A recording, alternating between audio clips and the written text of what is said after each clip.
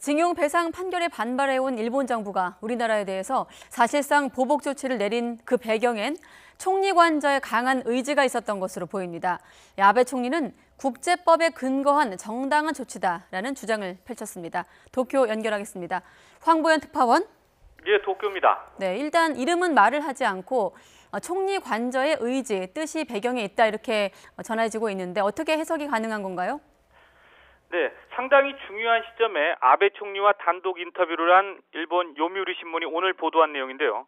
어제 발표한 반도체 소재 세계 품목의 한국 수출 규제 조치는 총리 관저의 뜻이었다는 게 핵심입니다.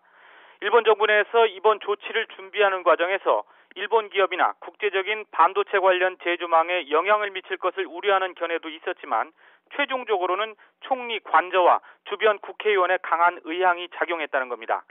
구체적인 이름을 거론하진 않았지만 통상 일본 언론에서 이렇게 말하는 총리 관저는 아베 총리 또는 우리 청와대에 해당하는 내각 관방 내 측근들 뜻합니다.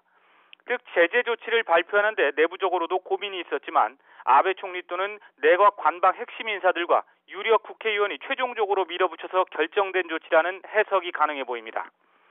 아베 총리는 그러나 인터뷰에서 최종 결정과 관련된 언급은 하지 않았습니다.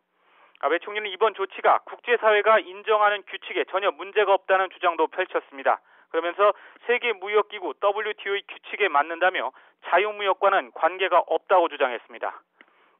지난 토요일 오사카 G20 정상회의 폐막식 때 의장을 맡은 자신이 직접 자유와 공평과 차별 없는 무역을 전 세계에 강조해놓고 불과 이틀 만에 이에 반하는 조치를 내렸다는 국내외의 호된 비판을 의식한 발언으로 보입니다. 아베 총리는 또 이번 제재가 국가와 국가 간 신뢰관계 속에 해왔던 조치를 수정한 것이라고 말했습니다. 즉 한일 신뢰관계가 크게 손상돼 기존의 조치를 바꿨다는 뜻인데 일본 정부가 그간 징용 배상 판결을 두고 신뢰 문제를 언급해온 만큼 결국 이 문제에 대한 후속 조치라는 점을 인정한 셈입니다. 신뢰관계에 대해서는 스가 요시히데 관방장관도 오전 정례 브리핑에서 좀 더 구체적인 얘기를 꺼냈습니다.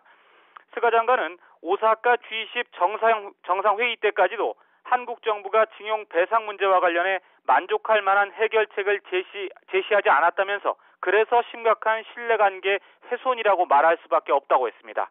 역시 이번 제재는 징용 배상 문제에 대한 불만에서 나온 조치라는 뜻이 분명해 보입니다.